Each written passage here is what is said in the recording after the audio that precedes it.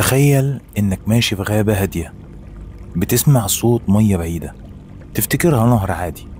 بس اول ما تقرب ما تنساش الاشتراك واللايك وتفعيل الجرس، تكتشف ان المية بتغلي فعلا. المكان ده اسمه نهر شاناي تيمبيكشا في غابات الامازون في بيرو. درجة حرارة المية هناك توصل ل90 درجة مئوية، يعني لو وقعت فيها جسمك ممكن يتحلل في ثواني من الغليان. العلماء أول ما سمعوا عنه افتكروا إن في بركان قريب، بس المفاجأة مفيش ولا بركان في المنطقة كلها. يعني الحرارة دي طالعة من جوف الأرض مباشرة، كأن النهر ده متصل بحاجة غامضة تحت الأرض محدش فاهمها. الناس اللي عايشة هناك بتقول إن النهر ده ملعون، وإن أرواح الغابة هي اللي بتحميه، وأي حد يحاول يقرب منه بيختفي.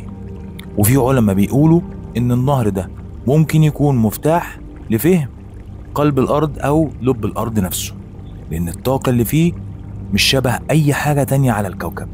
نهر بيغري لوحده من غير نار ولا بركان. تحب تشوفها بنفسك؟ لو عجبك الفيديو اشترك في القناة وفعل الجرس وما تبخلش علينا باللايك. ولو عندك قصة أو موضوع شبيهة اذكرها لنا في الكومنت، ممكن تبقى هي موضوع الفيديو اللي جاي.